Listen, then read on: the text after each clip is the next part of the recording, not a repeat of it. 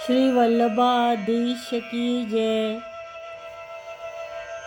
श्याम सुंदर श्री अमने महारानी की जय। अब आचार्य श्री महाप्रभु जी के सेवक रामदास मेवाड़ ब्राह्मण मीराबाई के पुरोहित थे।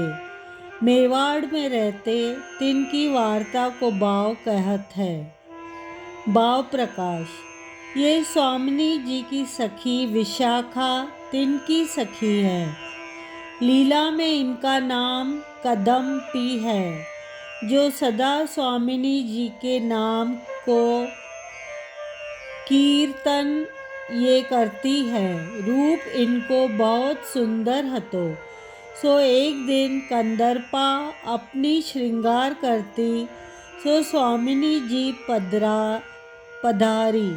तब कंदर्पा श्रृंगार करत हती, सो उठी नाही।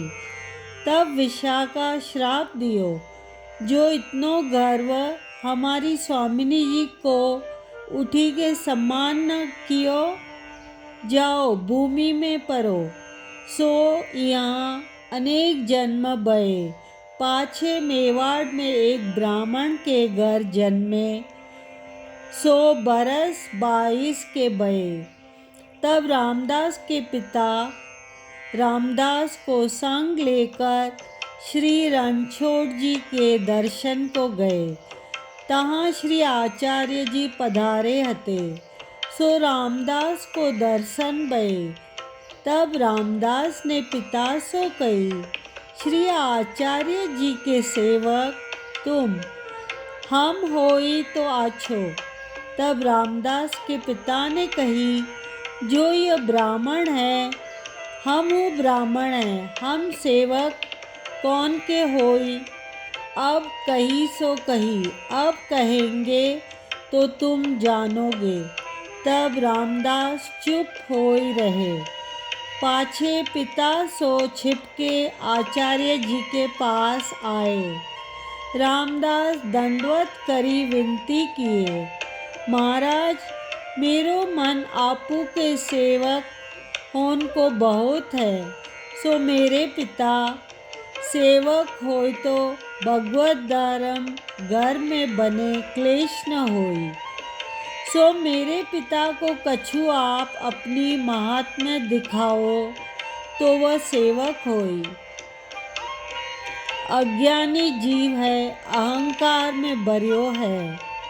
तब आचार्य जी कहो, तू दैवी है, तेरो पिता साधारण है, सो तेरे पीछे कृतार्थ होएगो। तू जो बात पिता सो कहेगो, सो साची होएगी। तू ही पिता को महात्मा दिखाएगो। तब रामदास दंडवत करी पिता के पास आए। सो पिता रसोई करत हतो। सो रसोई करत सगरो हाथ जरी गयो। तब पिता बहुत दुखी भयो। रामदास जी ने कही, एक बात तो कहूँ जो तुम मानो। तब पिता ने कही, कहो। तब रामदास ने कही, मैं हाथ में जल ले तिहारे आगे सो करत हो।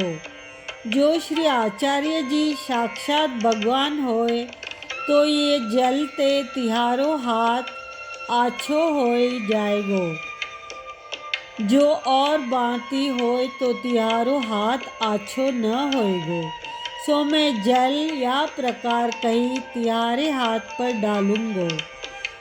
जो हाथ तिहारो आछो होए तो आचार्य जी के सेवक हो। तब पिता ने कही, हाँ हाँ या प्रकार होएगो तो सेवक होंगो। तब रामदास जी हाथ में जल ले कहे, आचार्य जी साक्षात भगवान होए, तो ये जल सो पिता को हाथ आछो हो जाएगो। यह कही रामदास अपने हाथ को जल पिता के हाथ पर डारियो, सो आछो है हो गयो। तब रामदास ने कही, चलो अब श्री आचार्य जी के सेवक हो।